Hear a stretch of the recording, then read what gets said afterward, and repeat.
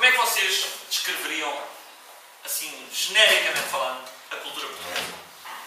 Eu tenho aqui a frase de um homem que tem estado muito exposto à cultura, porque ele é jornalista, foi conselheiro de um Presidente da República chamado Ramalhianes, é filho de um pastor já falecido,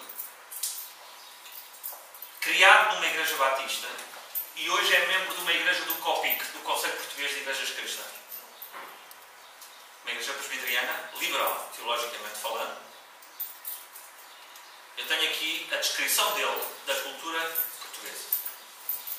Qual é a vossa? Não ouviram ainda? Fado, Fátima e futebol. O fado inclui o pessimismo português. Fátima, religiosidade, pronto, católica. Popular. Popular, exato. Popular. Religião popular. Não é uma religião sustentada por uma visão bíblica, minimamente. É crendice, não é? É crendice, mais. E futebol. Futebol como um fenómeno de alienação, claramente, não é? Faz sentido ainda falar assim, depois destes anos todos, a dizer isto, que isto não é nada novo. Isto já se diz há muitos anos, o meu pai já dizia. Fátima, futebol e Fátima. É sempre a mesma coisa. Fátima está em alta ou não? Continua. Ou pelo menos a crendice. Está? São 500 mil pessoas. 500 mil de pessoas todos os anos, não é? Que vão a Fátima. No 13 de maio. Fora o 13 de agosto. 13 de outubro. Agora cada vez são todos os 13 estão lá. Batidos. A alienação A fuga. A responsabilização. Responsabilização. A postura crítica em vez de ser uma postura contributiva. Ok. Ok. Portugal é religioso, mas nunca experimentou um avivamento. Ainda obedece ao código dos 3 Fs. Não é? Embora com essas nuances que estamos aqui a falar. O Silas Oliveira, que é essa pessoa que eu estava a falar, filho do pastor Joaquim Lopes Oliveira, ele é cronista da TSF, todos os domingos faz uma crónica na TSF, é essa discussão. Mas ele descreveu Portugal assim, maioritariamente católico, mas é católico nominal, maioritariamente ainda é, anticlerical. Curioso, não é? Eu sou católico, mas não gosto dos padres. Falam mal dos padres. Essa padralhada, tem tudo primas lá em casa. O pessoal fala assim, tem primas, anda lá tudo. E são os filhos destes que ninguém sabe quem são, afinal são filhos do padre. Falam mal dos padres, suspeitam dos padres. Certo? Anticlerical, mas sou maioritariamente católico e sou nominalmente católico. E pimba. O que é que isto quer dizer? O que o Paulo disse. A alienação, à responsabilidade. Eu desresponsabilizo-me. A frase que ele usa mais, o Silas Oliveira, é: o português é assim. A frase dele é esta, a mais típica para definir a sociedade pimba. Não há de ser nada. O que é que significa pimba? Eu uso isso. Também é Pois assim. Expliquem lá o que é que quer dizer pimba. É o Pimba e Joel. Expliquem lá. Havia um cantor chamado Emanuel. Um abraço ou um beijinho. É brega. Não os pimbas. É brega. Porque a música que... É forró. A música que o... A música não. Este conjunto de acordes com uma letra de um poema de qualidade duvidosa dizia que a expressão mais usada era pimba. Pimba é uma referência claramente sexual, não é? Digamos, tem a ver com isso. Mas porquê é que ficou associado? Porque o pimba é música brega. Seria o brega, então, para nós. Popular, mas popular de mau gosto. Popular Baixo nível. Baixo nível. Brejeiro. De qualidade realmente duvidosa. Ou a piada é sempre erótica. É uma piada normalmente suja. Duplo sentido. Erótico ou malandro? Porque é erótico, não é malandro. Às sogras ou contra. Sim. Exato. Pois. Agora, o Pimba então fica associado ao que é fraco, medíocre, o que é Inteligente. pouco elevado. Então a sociedade Pimba tem a ver com uma sociedade que é medíocre. É medíocre. Eu podia fazer melhor, mas... E contenta-se com isso. E contenta-se e eu podia... Entendem? Mas não tenho... não. É melhor. E nós todos acabamos por sofrer os impactos dessa cultura Pimba. Não é? Portanto, nas igrejas, nos ministérios, e depois vem alguém, como o Tom Maravilhas, não é? Para aqui, para este país. Até fiz um verso. E depois ele olha para turmas no seminário e diz assim: esta malta não leva nada disto a sério. O que faz, não faz com excelência. E ele tem razão. Ainda chega os brasileiros para trabalhar. Depois chama os brasileiros e não é? Pior. Depois, as pessoas o que dizem é: ele é muito exigente. Ou somos nós que somos muito Pimba? A questão é esta. Somos nós que somos Pimba ou somos pessoas que são exigentes? Porque o nível está a baixar, a fasquia está a baixar. É esta a questão. Entendem? E, portanto, uma sociedade Pimba é: eu podia fazer bem feito, mas não faço. Eu sei como é que se faz. Eu até podia fazer. Eu até podia andar com o cinto de segurança. Mas diz que não haja polícia. É a mesma coisa. É Pimba. O Pimba é o que nos leva a pagar os impostos no último dia e ficar 3 horas na fila do IRS. É Pimba. É balda. Não faz planeamento. É Pimba. Certo? E quando alguém levanta um bocadinho a fasquia... Pimba. Certo? Pimba. Nós damos cabeçada nessa pessoa. E como aquela fábula das uvas verdes e da raposa, nós dizemos: são verdes. Porquê? Não chegamos às uvas. E a raposa abandonou as uvas porque era Pimba. Entendem? Porque não queria fazer o esforço de alcançar as uvas. Então olhou para as uvas: também são verdes, não vale a pena. Certo? Está descrito. Subscreve. Aqui em Portugal, por exemplo, eu não contrato português para trabalhar para mim. Mas fora de Portugal, a mão de obra mais preciosa que fora de Portugal é os portugueses. É verdade. Em todo o mundo é assim. Todo mundo é assim. Aqui é Calinas. Aqui passa a vida a beber café. A pessoa começa o dia e vai logo para o café. Depois faz só a seguir e depois para o cigarrinho. Vai logo para o café. O camarada na Suíça trabalha como um escravo, mas chega aqui e vai para o café. Não é?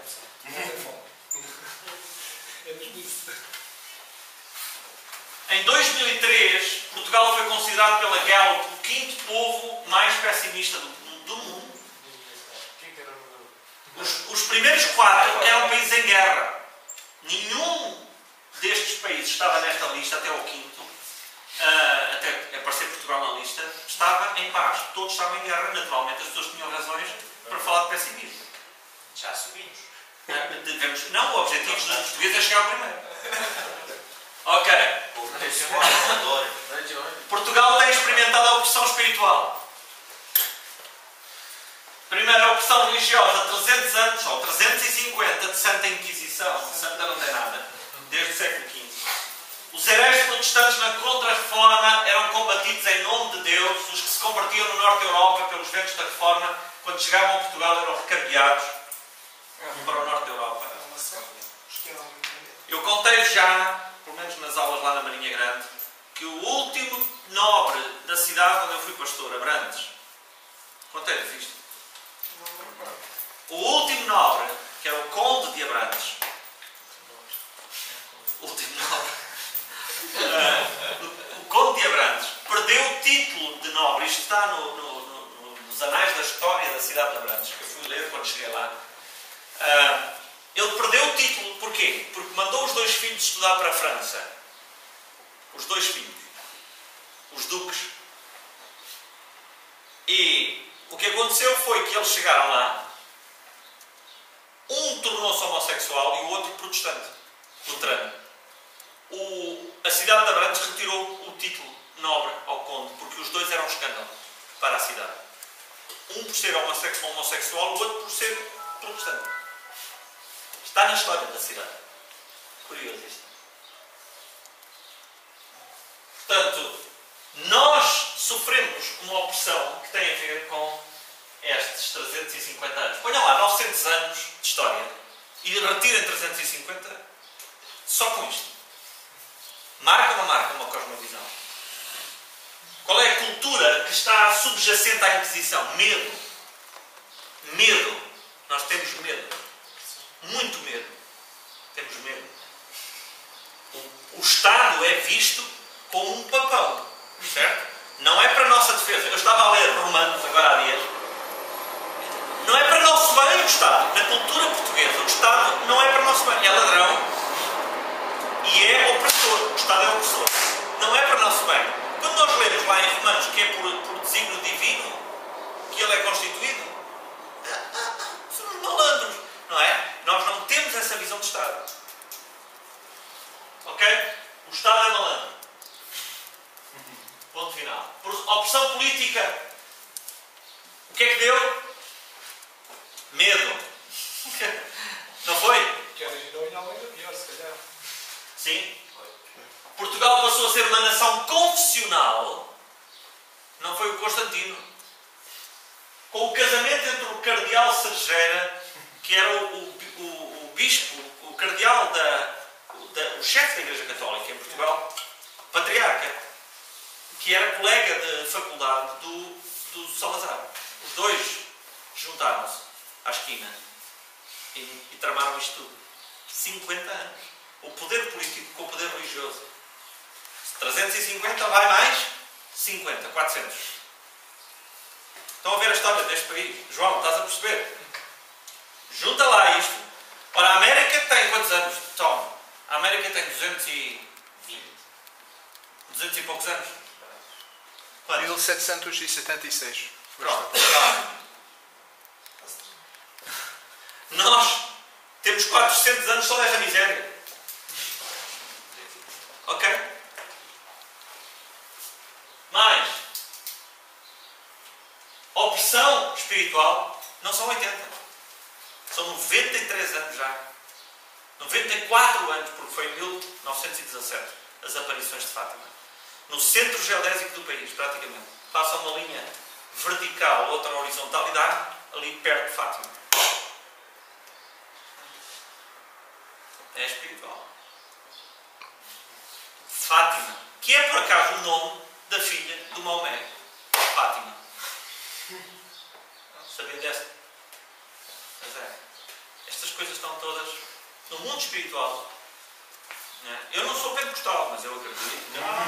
Há aqui coisa. Há aqui coisa. Isto é que não se vê Fátima na Bíblia. Já tem uma teoria, não, pastor? Há uma teoria. A opressão da idolatria. O Papa João Paulo II chamou a Fátima o altar do mundo. Do mundo. E ele atribuiu o seu livramento do assassinato. Terceira revelação. Sim. Estatísticas sobre a fé dos portugueses em 2004. 2004. Isto foi feito pelo Partido Socialista. É absolutamente insuspeito. Porque o Partido Socialista, qual é a visão do Partido Socialista? Qual é a visão? 97% dos portugueses afirmam-se católicos, mas só 31% acredita na ressurreição dos mortos e na vida eterna. Os católicos o que dizem é, vamos a um funeral católico, chegamos ao cemitério, eles dizem assim, já me aconteceu N vezes, aqui acaba-se tudo. Aqui acaba-se tudo. Já ouviram esta frase dos católicos? É típico. Aqui acaba-se tudo, coitadinho, pobrezinho. Só não há remédio para a morte. É, só não há remédio para a morte. Há remédio para tudo menos para isso. Pobrezinho. É o fatalismo, não é? Coitadinho. O católico não querer na vida eterna. Para os portugueses, primeiro está a família. Isto é o que é uma sociedade claramente conservadora, não é? Depois o trabalho, depois os amigos e só depois a religião. Já está meio... Mas era a estatística de 2004. 41% dos jovens justificam envolver-se em drogas para esquecer os problemas da vida. 2004, não sei como é que está agora. O aborto legitimado decreta o homicídio de vidas humanas com o dinheiro dos nossos impostos. 2004. Agora, vamos aqui ao professor Jorge Dias, que dá-nos os traços da cultura portuguesa. Não vamos ter tempo para entrar nisto hoje. Vamos deixar isto para a próxima aula. Mas o professor Jorge Dias faz... Bom, ele podia escrever uma canção, podia escrever um poema para dizer isto. Era mais fácil. Mas eu digo-vos, esta tese vale a pena. Eu tive a dar-me ao trabalho de ler isto tudo. Feições da alma lusitana. Feições, ele chama feições persistentes da alma lusitana. Feições persistentes, quer dizer, é aquilo que é de facto a matriz, que é difícil de apurar, porque nós temos não uma cultura, digamos, uma matriz cultural fácil de decifrar. Porquê? Porque nós fomos sendo agregados culturalmente. Entendem? Com tantas interações com os povos de outras partes, os lusitanos, ditos assim, não são uma só coisa. São uma mescla de coisas. Nesse aspecto somos como os brasileiros culturalmente. Na nossa mentalidade. Mas depois o que destacará são as feições persistentes. O que é que persiste? Quais são os elementos, os denominadores comuns dos lusitanos? E é muito interessante ver isto. Quais são os elementos? Se nós quisermos fazer evangelismo, faríamos bem em ler estas coisas, em perceber estas coisas. E para mim, digo-vos, na área da missiologia, a antropologia da cultura é a minha maior paixão. Conhecer a cultura, perceber os traços persistentes da minha cultura. E é tão curioso, não é?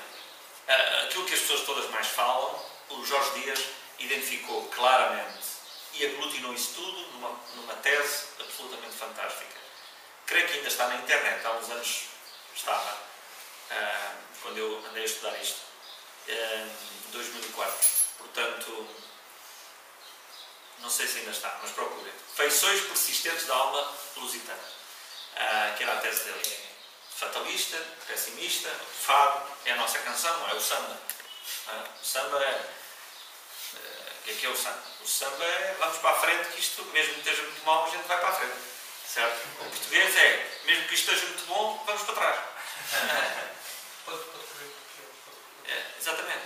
Entendem? Sempre pouco tempo, sempre pouco. Está muito bom, desconfie. Desconfia. Nós mola é grande, o povo desconfia. Portanto, nós somos assim. Saudade, palavra que só existe aqui, é uma palavra que praticamente não tem tradução, não é? Não há o conceito de saudade, não há em nenhuma outra cultura. Eu pensava nisso. Sendo Portugal também ele próprio um país que é um encontro de culturas, também ele miscigenado, é assim que se diz, miscigenado, como o Brasil. Isso parece estranho para nós, mas não somos assim tão diferentes do mosaico brasileiro. Nós também somos um aglomerado de culturas. É difícil, de facto, definir os elementos exatos de uma cultura. Se definir os elementos culturais de uma sociedade tribal demanda já um longo trabalho de análise e boas qualidades de observação, interpretação e síntese, o que não será estabelecer as bases culturais permanentes de um povo estratificado e com quase 9 séculos de história. Como é que vamos fazer isso? Não é? Agora vejam, embora a origem da nação se deva também à política, à vontade de um príncipe que naturalmente se aproveitou de certas aspirações de independência latentes nas populações de Entre Douro e Minho, a unificação e a permanência da nação deve-se ao mar. Nós estamos unidos no mar. E, portanto, o elemento unificador da cultura portuguesa é exatamente alguns políticos mais recentes dizem até que se Portugal vivesse só do mar, já tinha uma economia estável. Se se vivêssemos só pensando nos recursos que o mar traz, imaginem que recursos, nós já teríamos uma economia estabilizada. Então, se quiserem começar por definir alguma coisa da nossa cultura, pensem nisto. Está bem? Segundo o professor Jorge Dias, nós temos uma cultura que se deve basicamente à nossa relação com o mar. Agora, se calhar isso não é perceptível para alguns grupos, falando em termos regionais, parece que não é muito assim, não é? Mas, de facto, faz muito sentido o que o professor Jorge Dias diz. Foi a grande força atrativa do Atlântico que amontoou no litoral a maior densidade da população portuguesa do Norte, criando como que um vácuo para o interior. Já ouviram falar nas chamadas assimetrias regionais? Ou seja, parece que em Portugal isto é uma tendência de sempre. É vir para a beira-mar. O pessoal está todo à beira-mar, não é? O Zé está mesmo à beira-mar, o Paulo está mesmo à beira-mar, não é? Estamos todos à beirinha e se continuarem a vir para o litoral, isto qualquer dia cai tudo lá para o mar, não é? E na verdade, bom, bastaria que viessem os imigrantes portugueses que estão fora, são 5 milhões, isto ia ao fundo, nem sequer havia mais condições de este pedaço de terra aguentar com tantos portugueses. Desde que vinha a Lisboa estabeleceram-se inúmeras amarras que defenderam Portugal da força centrípeta de Castelo. Mas foi sobretudo o estuário do Tejo, esse forte abraço do mar com a terra, que definitivamente presidiu aos destinos de Portugal. Bonito, não é? Portanto, eu até pensando em estratégia de igrejas e tudo isso, eu tenho isto em consideração. Quanto mais perto do mar, mais identificados estamos com a cultura. Ok? Não sei se uma cultura nacional ou a soma de culturas regionais. No caso especial português, a cultura nacional não é um somatório das diferentes culturas regionais, mas uma integração destas, de que resultou uma coisa nova em que elas estão contidas, embora transformadas por uma espécie de fenómeno de sublimação espiritual. Depois vamos ver o que é que ele quer dizer com isto. Mas, Lisboa, vamos falar de Lisboa. Lisboa tem muito pouca gente de Lisboa, é quase tudo do Norte, é quase tudo do interior. Não há muita gente, tirando o meu pai, não há muita gente de Lisboa. Quer dizer, quem é que nasce hoje na Moraria? Quem acha Lisboa vai para fora. Exatamente, quer dizer, o meu pai nasceu na Moraria, mas a minha avó veio de Figueira de Castelo Rodrigo, quer dizer, não tem nada a ver, percebem? Foi um acidente, porque o meu pai não é um acidente, mas percebem? Não há vínculos fortes a Lisboa, é tudo gente que veio no interior, ok? Portanto, e Lisboa hoje é uma integração destas múltiplas tendências culturais, regiões, e hoje, falando em termos mais alargados, é um aglomerado de culturas do mundo. Quer dizer, Portugal e Lisboa em particular não é o estatuto de uma Londres ou de Paris, percebem? Mas à nossa escala é de facto, fico impressionado, não sei se vocês já foram a Londres, mas chegando a Londres a gente, tanto indiano, não é? Tanto paquistanês, que a gente fica assim a pensar onde é que nós estamos verdadeiramente, não é? Mas aqui andando em que é luz, quer dizer, não sabemos se estamos na Guiné-Bissau, se estamos em Kiev, não é? Onde é que estamos? Estamos em Minas Gerais. A cultura portuguesa. Olhem aquela primeira feição que o professor Jorge Dias encontra. Cultura de caráter expansivo. É evidente que é relativamente aos povos. Qual é o elemento de comparação? Do Norte da Europa, não é? Nós temos uma cultura de caráter expansivo. A cultura portuguesa tem caráter essencialmente expansivo, determinado em parte por uma situação geográfica que lhe conferiu a missão de estreitar os laços entre os continentes e os homens. A expansão portuguesa, ao contrário da espanhola, é mais marítima e exploradora do que conquistadora. Nós não éramos assim tão ambiciosos, não é? Éramos mais aventureiros, mais loucos, não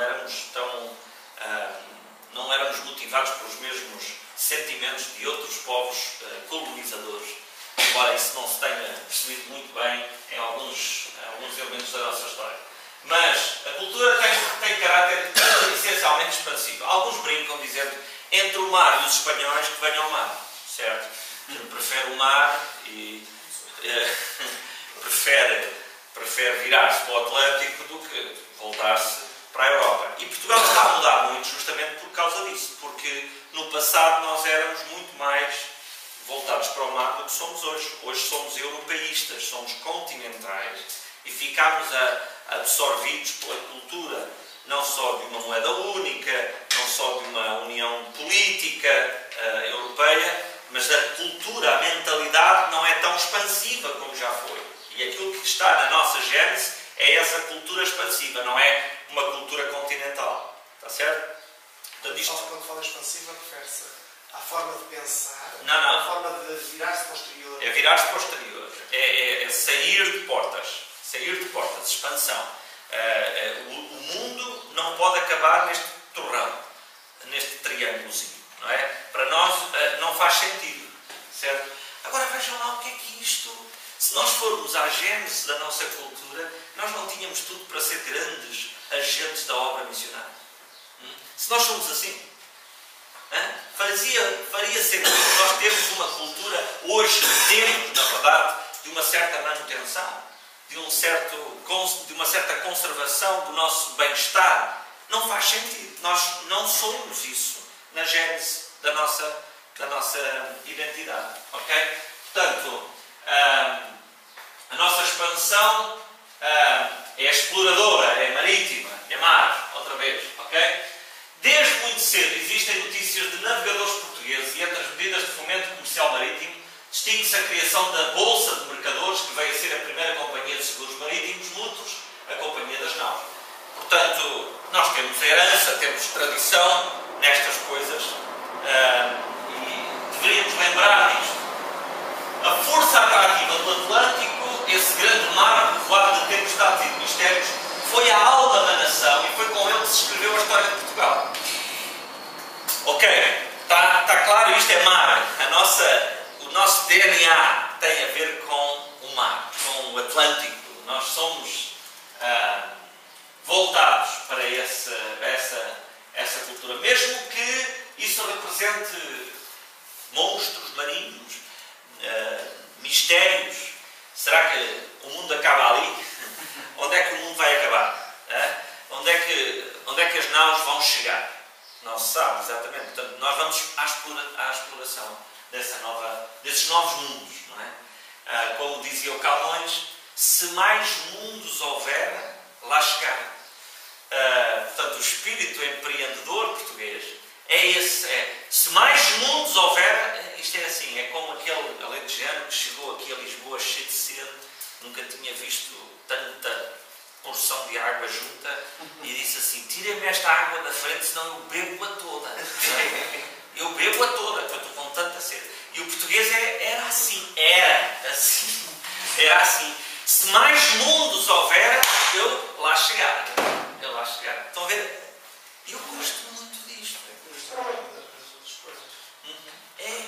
Eu gosto disto da minha cultura. Andamos um bocadinho esquecidos. Não é? Mas é esta a minha cultura. Nós fomos assim, gente. Já fomos assim. Não é próprio para o português ficar a cantar aquela música tu no teu cantinho e eu no meu. Se bem que a geração dos cristãos tem crescido muito. Pois é por isso é que os restelos como que nos engoliram, certo? Já lá vamos falar dos velhos do restelo. Vocês já ouviram falar dessa expressão? Os brasileiros dois não sabem a expressão dos velhos do Restelo. Quando as naus saíam ali do Cais das Colinas, em Lisboa, ao pé do padrão dos descobrimentos, vocês já viram lá o padrão dos descobrimentos, o que é que acontecia? Por trás do Mosteiro dos Jerónimos há um bairro chamado Restelo, onde tem um grande clube que tem o maior estádio de Portugal. Vocês sabem qual é? O estádio do Restelo? O estádio do Bolonenses é o maior estádio de Portugal porque nunca encheu. Nunca encheu. É muito bom. O maior do país. Nunca encheu. É uma coisa. Nem a IURT consegue encher aquilo. Já tentaram várias vezes. Então, o que é que acontecia aí? Os velhos do Restelo, quando os navegadores, não é, se preparavam para sair, iam lá para junto do cais fazer o quê? Sabem o que é que eles faziam? Uma palavra bem curiosa. Agoirar. Agoirar. Sabe o que é agoirar? Agoirar, que se diz? Agoirar. Agoirar. Tem um termo, parece. Agorar, lá disso na Bahia. É? Agorar. Agorar. Se calhar é a mesma coisa. Então.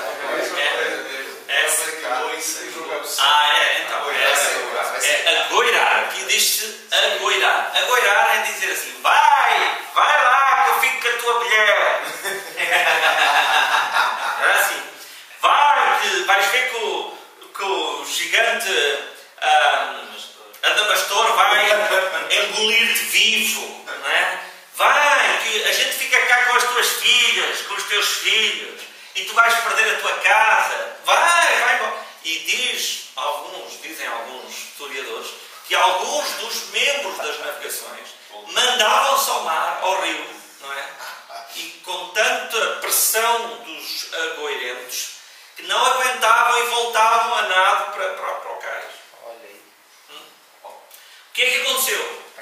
Isto tornou-se uma imagem da cultura portuguesa. Os velhos do Restelo estão por aí cheios de saúde, certo? Cheinhos de saúde. E alguns conseguiram comprar as naus e puseram as naus no cais a apodrecer e nunca mais houve gente disponível para sair. Só Okay? para deixar eles passar. Portanto, hoje, quando eu falo em algum contexto sobre esperança, sobre força, sobre...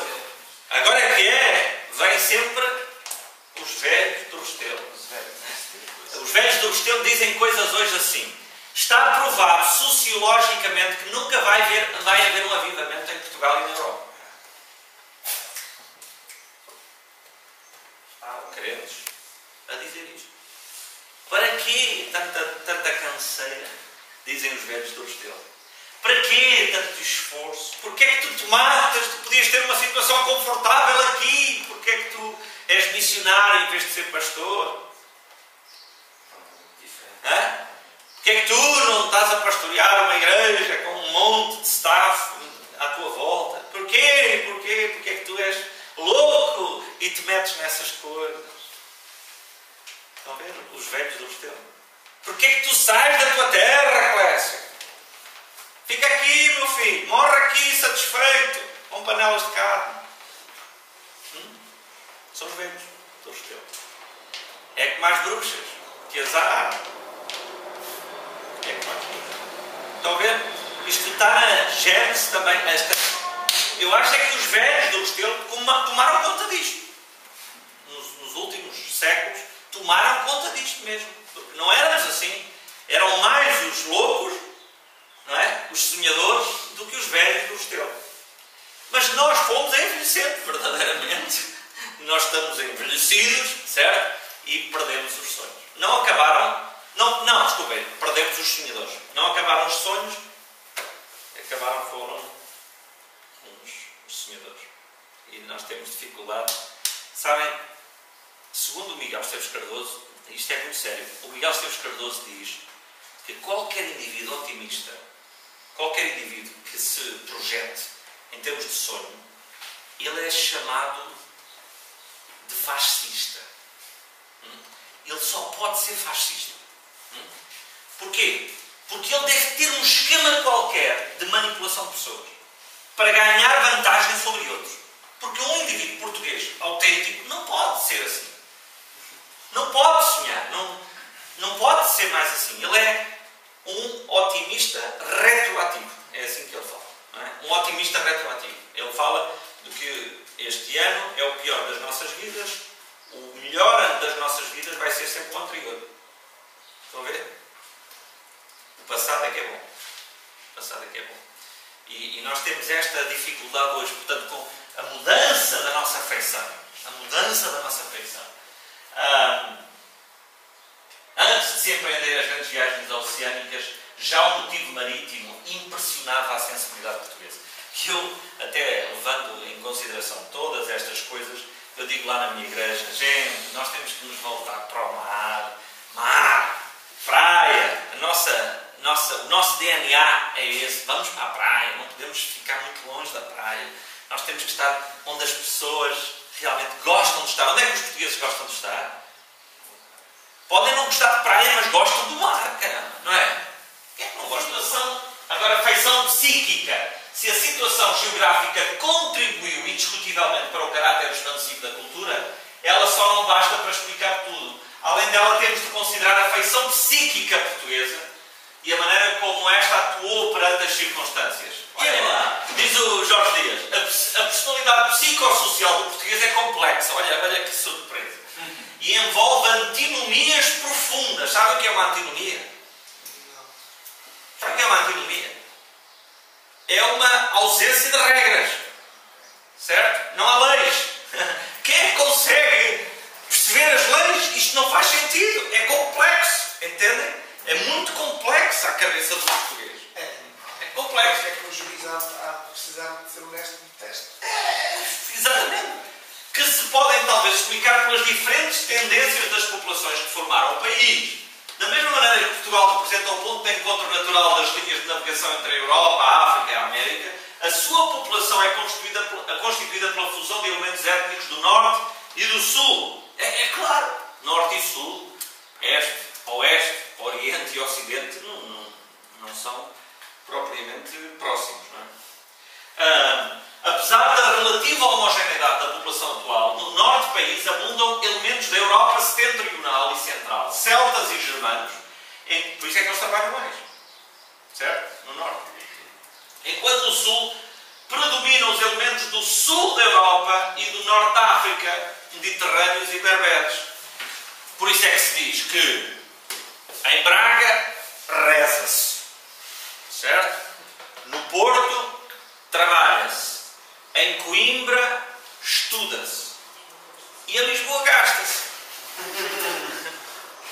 no Algarve? Não é que ele No Algarve, engana-se. não, o Algarve tira-se férias. Engana-se o bife. Engana-se o bife. Assim, o João sabe exatamente o que eu estou a dizer. Olha, vem os bifes. Deixa lá ver se a gente consegue entrojar os bifes. Os bifes, quem são os bifes, Joel? Explica lá que ele não sabe quem são os bifes. São camões. São os camões. Quem são os camões? São os ingleses pobrezitos. Os ingleses, os holandeses, não é? Aquela malta, que não usamos há 2 anos. Ok. Mas estão a ver, isto explica muita coisa. É natural que a capacidade produtiva no Norte seja maior. Embora hoje o produto interno bruto que é feito em Portugal é mais a sul do que a norte. As coisas têm vindo a mudar, certo? Mas isso tudo por causa das petroquímicas dela. Sim. Situado no extremo sudoeste da Europa, a poucos passos da África, Portugal estava destinado a ser ponto de passagem e de encontro das mais variadas raças, umas vindas dos confins do Mediterrâneo, como os fenícios ou como os normandos. Mas as influências destes foram superficiais e só se fizeram sentir no litoral. Povos invasores que marcam a cultura portuguesa. Vou andar aqui depressa. As invasões celtas foram as mais importantes, sobretudo a partir do século VI a.C. Portanto, estamos a falar da sua influência sobretudo a norte. Estes povos acabaram por se fundir com a raça autóctone. Os lusitanos, portanto, que resultaram desta visão, eram um povo rude, sóbrio, espantosamente resistente e aguerrido. Eu só vejo restos disto no norte, não vejo isso no sul. O sul é tudo sangue de barata comparado com o norte. tem nada a ver. Não é? O pessoal guerreiro é no norte. O pessoal que é capaz de bater qualquer camarada que não seja do Futebol Clube do Porto é no norte. Não é? As grandes revoluções do país começaram sempre no norte. Os grandes movimentos guerreiros foram sempre a norte, não é? E não é no sul que isso acontece. Portanto, era tal o amor da independência que os romanos, quando quiseram conquistar a Península Ibérica, viram fracassar umas atrás das outras as tentativas para os dominar, muito à conta do pessoal do norte. Ainda é assim, não é? Aliás, até na condução se percebe isso. Chego ao norte e vê lá, um indivíduo com um carro nas mãos é um herói. Um indivíduo que tem um volante nas mãos, no norte, aquilo é o fim da picada. Não é? O camarada é dono do mundo, certo? Ele é dono do mundo. E se tiver lá uns rappers no escape e assim uns tunings valentes, isso então pronto, mas é assim. O Império Romano acabou por dominar inteiramente e durante uns séculos reinou a Pax Romana. Os povos germânicos, aproveitando-se da fraqueza do velho Império, começaram a invadir a península em bandos sucessivos e aí modifica-se novamente a estrutura étnica e cultural das populações que correspondem ao Portugal atual. Portanto, nós fomos ou influenciados a norte ou influenciados a sul, ou vinham do norte ou vinham do sul e acabámos por receber influência de ambos. Logo nos começos do século V, os suevos distribuem terras entre si e se fixam na atual província de entre Douro e Minho. Portanto, acabamos por receber também a influência. Não pode, o reino dos suevos não resiste às investidas dos visigodos, os seus irmãos de sangue, e estes acabam por se assenhorar de toda a península durante o século VI, formando um grande reino cristão. Logo nos princípios do século VIII, os árabes, movidos por um vivo impulso religioso, lançam-se na península e conquistam-na com rapidez vertiginosa. Todavia, à medida que os árabes ganham em extensão, vão perdendo a ímpeto e, ao fim de alguns anos, o núcleo de resistência cristã formado nas Astúrias começa a repelir o inimigo. Vocês têm aqui o Castelo dos Mouros, por exemplo, que é uma boa representação dessa tentativa da resistência árabe. Vão-se assim formando novos reinos cristãos, entre os quais o reino de Portugal. Portugal nasce desta luta contra os mouros. É uma guerra política e religiosa, enquanto se reconquista o sol da pátria, expulsa-se o inimigo da fé.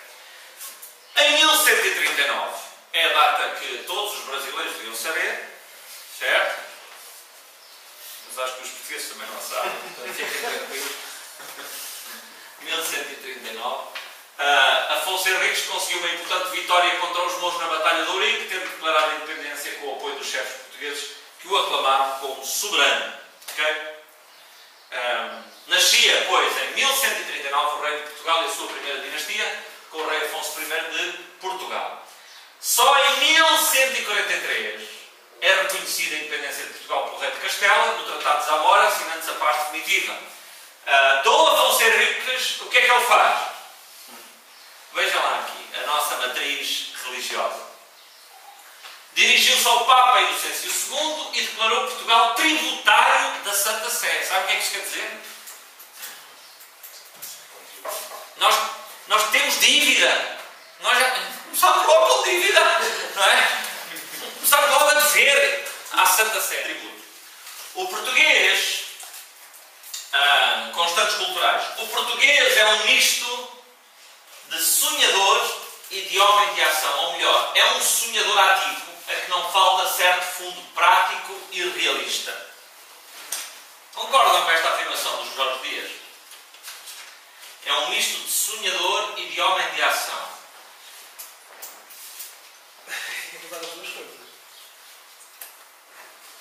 Mas por causa daquela simbiose de diferentes influências, não é? Portanto, chega-se a esta conclusão. Há um certo fundo prático e realista, mas é um sonhador ativo. Eu acho que os portugueses são muito práticos. Isso são. Desarrascados, aquela ideia do desarrascanço, não é? Isso são. E até podem ser sonhadores. Mas o sonhador não leva a ser prático naquilo que eles sonham. Portanto, ele diz são duas coisas separadas. A atividade portuguesa não tem raízes na vontade fria, como teria um holandês ou um alemão. Não é vontade fria. Entendem?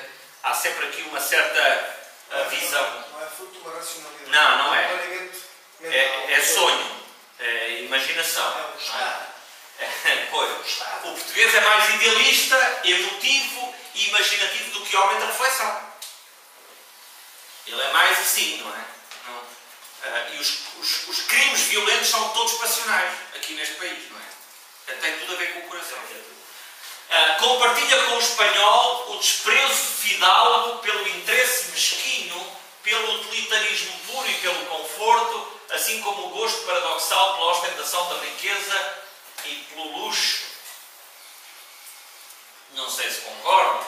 Pois, também não. Os espanhóis são muito mais desligados do que nós somos do conforto. Não sei se concordam, mas ele diz que sim. O português não tem, como o espanhol, um forte ideal abstrato, nem acentuada a tendência mística. É por isso que resulta muito bem aqui uma certa crendice popular. Não é? Ele não é muito místico. Ele precisa da Senhora da Fátima para poder chegar a Deus. Não é? Ele tem que ter ritos, tem que ter símbolos. Ele tem que visualizar as coisas. Não é abstrato. Entendem? Ele não... Por isso é que é difícil. Onde é que está Deus? Deus é um Deus distante no catolicismo português. Ele tem que aproximar esse Deus com as figuras da mitologia. Portanto, ainda estava este domingo a ouvir aquele padre Mário não sei quantos, que é um crítico terrível da Igreja Católica, que escreveu aquele livro Fátima Finalmente Desmascarada. E o homem é arrasador mesmo, mas diz muitos disparates. Mas ele acaba por dizer que o catolicismo português tem muito disto. Quer dizer, é muito crendice e pouco evangélico. Quer dizer, eu não conheço tão bem a cultura espanhola, mas eu acredito que o espanhol, ou o português, em comparação com o espanhol,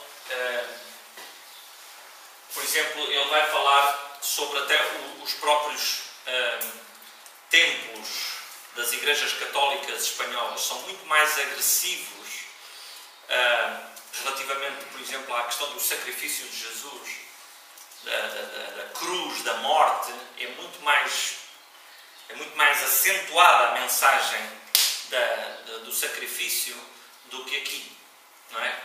Aqui é mais a imagem, mas não é tanto o sacrifício. Mas eu creio que faz mais sentido dizer isto, que os espanhóis têm uma capacidade mais, uma propensão maior para o abstrato do que o português. O português precisa de contacto, não é? De materializar a fé. E o espanhol é capaz de ser, bem, eu não conheço o suficiente, mas é a percepção do professor Jorge Dias. Okay? O português é sobretudo profundamente humano. É humano, eu até o português é assim. Quem está no último lugar da tabela no campeonato, coitadinho, pá. Coitadinho, pá. Não mereciam isto. Esse não, pá. O Setúbal, o Belenenses, não. Se fosse um Porto, exceto dos do Porto, concordaria, não é?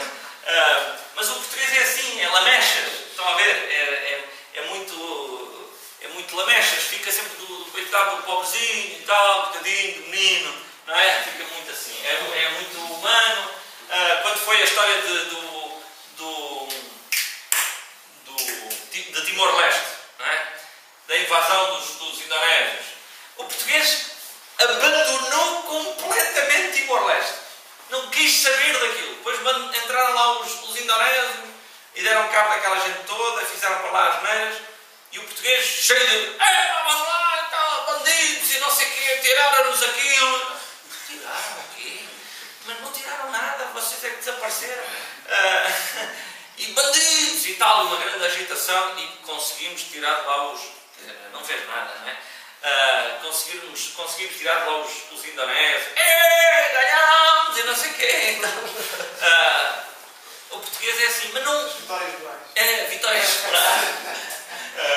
é muito sensível, coitadinho, tal. Isso é bom, por um lado, quando há causas sociais, não é? O português mobiliza-se, por exemplo, o Banco Alimentar contra a Fome recebe hoje mais apoios do que antes, porque há uma consciência de crise e o português é sensível e vai ajudar e tudo isso, não é? A Caritas é que parece que aquilo baixou. Os católicos também têm dinheiro, Fátima tem lá dinheiro para isso. É amoroso e bondoso sem ser fraco. Sem ser fraco. Ou seja, Principalmente no norte. Pois, se mexerem lá no orgulho dele, certo? Ele é capaz de chorar, mas não sou. Eu. Agora, ferido no orgulho pode ser violento e cruel, concordam? É. A religiosidade apresenta o mesmo fundo humano peculiar ao português. Não tem o caráter abstrato, místico ou trágico próprio da espanhola, aquilo que eu falei, mas possui uma forte crença no milagre e nas soluções milagrosas. Se calhar aqui é que é a distinção com os espanhóis, não é? Tiago, o espanhol não vai tanto na conversa dos milagres, não vai tanto pela crendice. Aliás, não se conhecem grandes movimentos dos chamados movimentos de fé em Espanha. Não são muito bem Foi isso que sucedidos. eu perguntei, porque o Evangelho é muito difícil. É muito difícil. As grandes organizações dos movimentos de fé em Espanha não são muito bem sucedidas. Não se conhece grande movimento, por exemplo, da Igreja Universal do Reino de Deus. Embora, claro, em Portugal a língua acaba por ser uma vantagem para a Igreja Universal. Mas não se conhecem. As igrejas, mesmo as igrejas novas em Espanha, são muito, em grande parte, constituídas por latino-americanos e não europeus. Não é? São latino-americanos. Se vocês forem à Espanha, bom, o maior grupo étnico, o maior grupo denominacional em Espanha, sabem qual é? São os ciganos, que não evangelizam não ciganos. Não evangelizam não ciganos. Como? Não, eles só trabalham dentro da sua etnia. E isso é uma limitação para o crescimento da igreja em Espanha. Porque eles são fortes, mas não evangelizam fora da etnia. Okay? Então, o português é mais isto. Não? Uma forte crença no milagre. É por isso que Fátima dá lucro. Não é? Fátima dá dinheiro. Porém, nas épocas de abatimento e de desgraça, a saudade toma uma forma especial em que o espírito se alimenta morbidamente das glórias passadas e cai no fatalismo de tipo oriental, que tem como expressão magnífica o fado, canção citadina, cujo nome provém do étimo latino fato, destino, fadário, fatalidade. Estão a ver?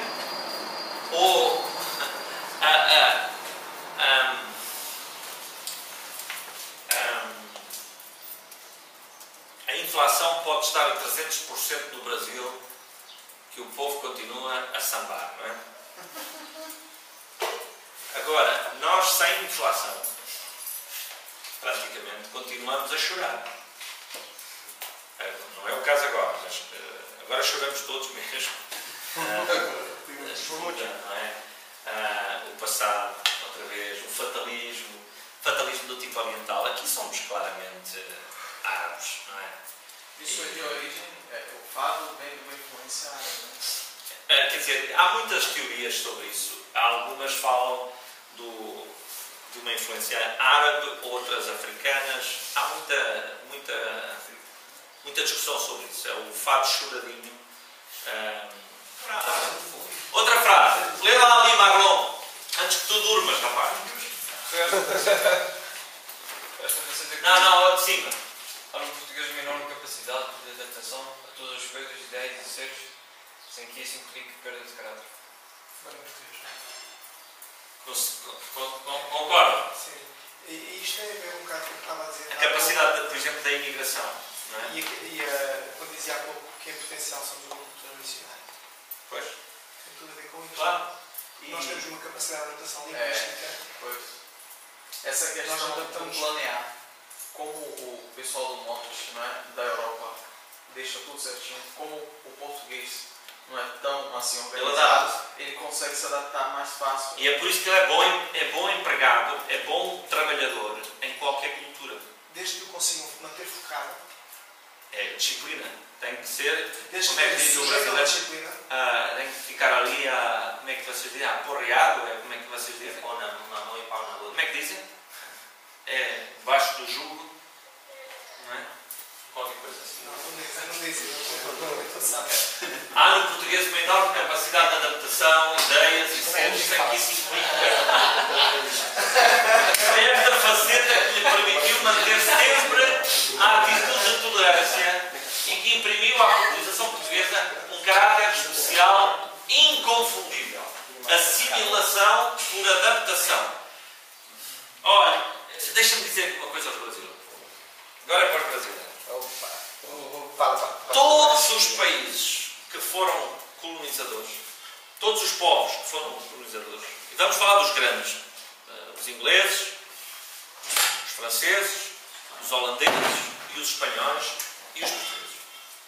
De todos esses, façam lá uma reflexão.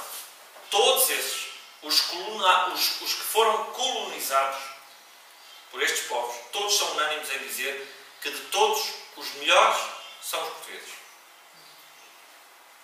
São os portugueses.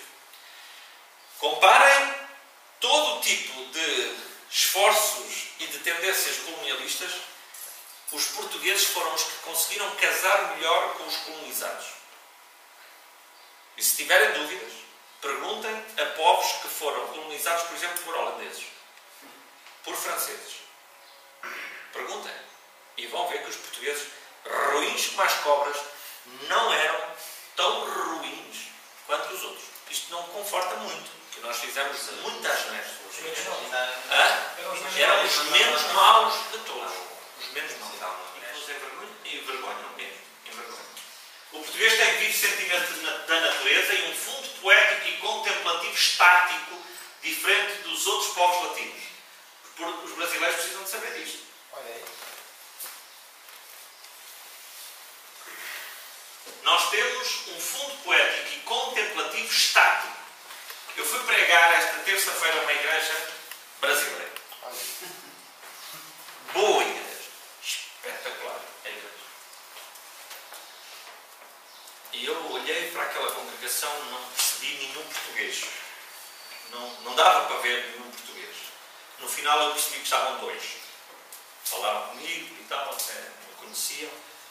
Falei com eles, os dois. Mas eu estava ali durante tanto tempo, no tempo de adoração, de cânticos e tal, a pensar, sempre na minha análise, como é que os portugueses reagem a este tipo de loucura? Como é que... Não havia um único espaço de contemplação. Era barulho o tempo todo. Barulho o tempo todo. Porque a orar, uau, pessoal, não é? O pessoal a orar, dá a ver como é que é, não é? Nos cânticos,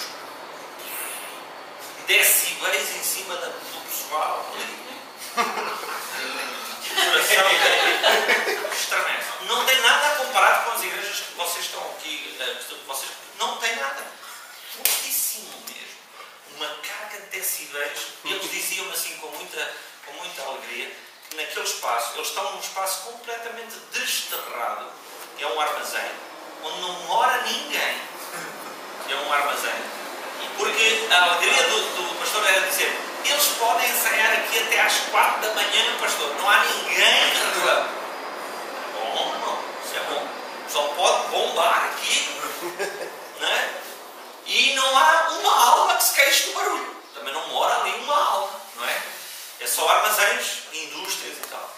Agora, eu estava a pensar neste fundo poético, contemplativo, estático. Nós somos latinos, mas não somos como os outros latinos. Não somos mesmo. Tem que haver espaço. Gente, vocês estão a liderar cultos. todos os domingos. Tem que haver um espaço para o pessoal dar assim uma... Silêncio. O silêncio é terrível para algumas igrejas, não é? Silêncio, acabou. Agora ninguém fala. Nem amém, nem diz amém. Nem glória a Deus. Não há nada agora, não diz nada. Alguns irmãos vão morrer. Anular a música do piano. Pós-lúdio, na cultura portuguesa, faz bem. Sabe o que é o pós-lúdio? O pessoal também sabe o que é pós-lúdio. É pós-quem? Depois de quê? Depois de quê? É o pre e o pós. Então, faz bem. Pensem nisto. Este elemento contemplativo na cultura portuguesa. Faz falta. Faz falta. Ok? É só pôr lá um momento de silêncio. Irmão, agora não diz nada. Só um PowerPoint com uma frase. Pense nisto, irmão. Agora não vamos falar. Pense nisto. Um texto bíblico. Pense nisto. Ninguém vai falar agora. Os irmãos vão refletir, meditar sobre isto. Só isto. O silêncio, irmãos. É disciplina. Os irmãos... Agora, claro, há igrejas que caíram no outro extremo de fazer leituras bíblicas e não... Eu digo assim, leituras enormes dessas é para fazer em casa. Certo? Leituras bíblicas. Ler o Salmo 119 com concentração. Que isso? Quer dizer, há um equilíbrio. A mentalidade complexa que resulta de combinação de fatores diferentes e às vezes oposta a lugar um estado de alma sui generis que o português denomina saudade. Esta saudade é um estranho sentimento de ansiedade que parece resultar da combinação de 3 tipos mentais distintos. O lírico sonhador, mais aparentado com o temperamento céltico, o fáustico do tipo germânico e o fatalístico de tipo oriental. Estão a ver porque é que é complexo? Fáustico. O que é uma festa? Ok? Festa. Faustoso. É uma coisa faustosa. Sim, é luxuosa, mas tem que ver também aqui com é grande, sim. Por isso a saudade é muitas vezes um sentimento poético de fundo amoroso ou religioso que pode tomar a forma panteísta da dissolução na natureza ou se compraz na repetição obstinada das mesmas imagens ou sentimentos. Outras vezes é a ânsia permanente da distância de outros mundos, de outras vidas. O António Variações dizia isto: estou bem aonde eu não estou, porque eu só estou bem. Só quero ir Onde eu não estou porque eu só Quero ir ou não só quero ir? Como é que era? Estou bem. Aonde eu não estou porque eu só quero ir. Aonde eu não vou porque eu só estou bem. Não é? É assim. Complexo. Mas é interessante, não é? Mas é típico, né? É típico. O português... Vejam, sabem aqueles portugueses que vêm de vacances? Os portugueses que vêm de vacances. Era uma coisa que faltava falar aí. Faltava, não é? Os que vêm de vacances. Sabem quem são os que vêm de vacances? Sim. Quem são? Os imigrantes. Os imigrantes que estão na França. Na França. Estão na França. Sabem falar francês. Estão na França. E vêm de vacances. Estamos aqui de vacances. Nós estamos aqui de vacances. Quando estão lá onde trabalham, não é? O que é que eles dizem o tempo todo? Portugal é tão bonito, é? Portugal, meu querido, mês de agosto, é aquelas coisas. Depois chegam aqui, o que é que eles fazem? Tudo mal. Está tudo mal, isto é uma porcaria, isto não sei o quê, eu já não aguento isto. Eu lembro porque a família da minha mulher estava todos os anos de vacances, mas eles eram da Suíça francesa. Então, quando vinham aqui, só diziam mal. Quando estavam lá, choravam. Uma sardinha. Queríamos era uma sardinha. Queríamos era um vinho, uma coisa assim. Levam os carros atrelhados de chouriço. Chouriço. Carapone e café. E depois é bom a falar em francês nas praias, né? Jean-Pierre, viens ici. A falar é mal. Sabem destas piadas?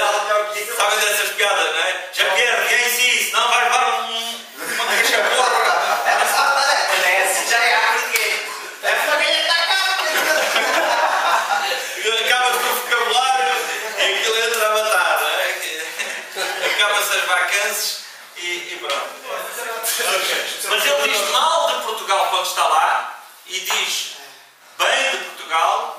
Não, diz bem quando está lá e quando está cá diz mal. A França é que é o melhor do mundo. França, a Alemanha. A Alemanha. É onde estiver. É onde estiver. Suíça. Oh, onde é que é o país? Vai lá tudo. A saudade é então a força ativa, a obstinação que leva à realização das maiores empresas. É a saudade fáustica. Ok, vamos fazer aqui uma pausa fáustica para isso. Gostosa. Grande.